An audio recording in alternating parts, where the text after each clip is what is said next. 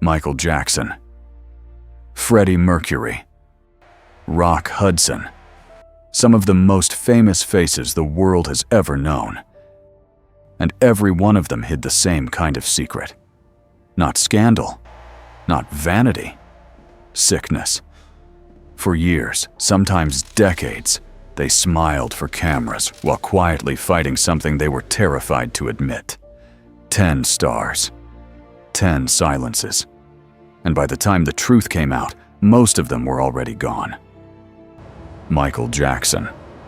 For over a decade, tabloids mocked him for changing his skin, calling it vanity, calling it shame.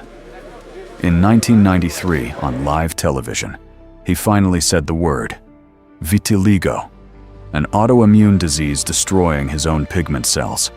Almost nobody believed him. It would take his autopsy in 2009 to confirm what he'd said all along. Vitiligo and lupus, both real, both documented, both dismissed for 16 years as an act.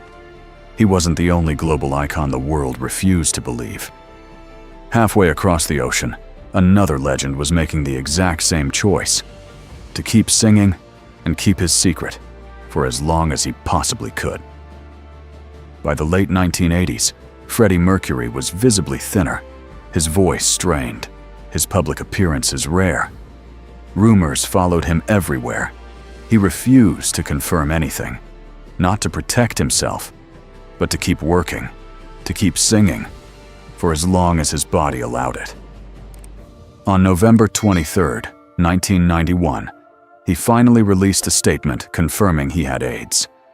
He died the very next day. Mercury's silence wasn't unique. Years earlier, an entire industry had already learned how far it would go to protect one of its biggest stars from the exact same truth. Rock Hudson, Hollywood's biggest leading man, spent his entire career hiding who he was, his studio arranging a fake marriage to protect his image. When he began visibly wasting away in 1985, publicists blamed exhaustion, then cancer. The truth, AIDS, only became public weeks before his death, making him the first major American celebrity to be openly linked to the disease and forcing a stunned nation to finally pay attention.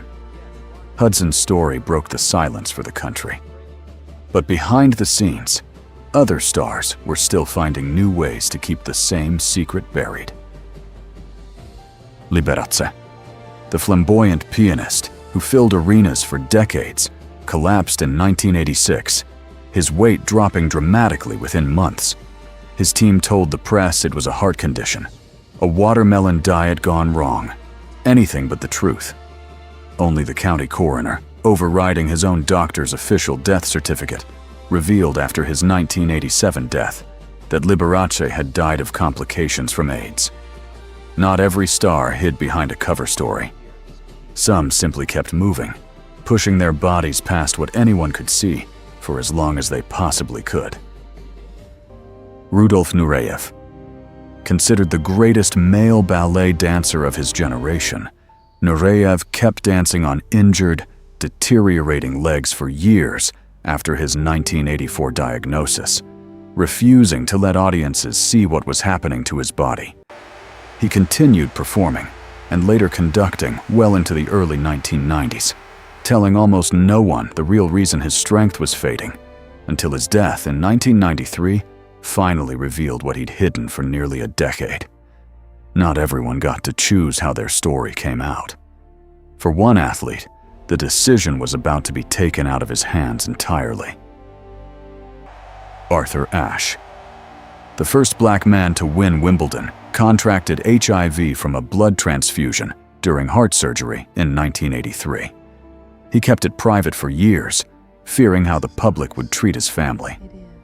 In 1992, a newspaper prepared to expose the story without his consent, forcing his hand. Ashe held a press conference to confirm it himself, on his own terms, before losing that control entirely. For some, even the people closest to them didn't know the truth until it was almost too late to say goodbye. Anthony Perkins, Forever known as Norman Bates in Psycho, Perkins spent his final years dodging tabloid speculation about his declining health, denying it even to close colleagues. His wife and children learned the full truth only shortly before his death in 1992. His publicist's official statement afterward finally confirmed what the industry had whispered about for years: AIDS-related pneumonia. In fashion, in film, in music, the same pattern kept repeating. An empire quietly crumbling while the world outside saw nothing.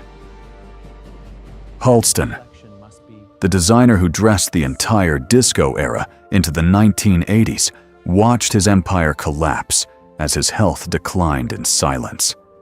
Close friends noticed him growing gaunt, exhausted, increasingly private.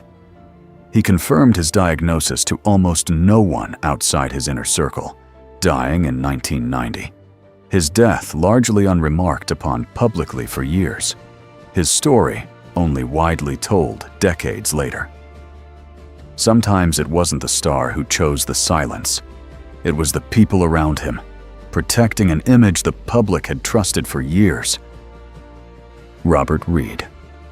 To millions, he was simply the wholesome father on The Brady Bunch. When Robert Reed died in 1992, his family publicly stated the cause was colon cancer. It would take years, and his daughter's own account, before the full truth emerged. Reed had been living with HIV, a fact deliberately kept from the public to protect the family's privacy. But not everyone chose to disappear quietly. One star, when finally faced with the truth, decided the entire world would hear it from him first. Eazy-E. The NWA co-founder collapsed and was hospitalized in early 1995, and within weeks, doctors confirmed he had AIDS.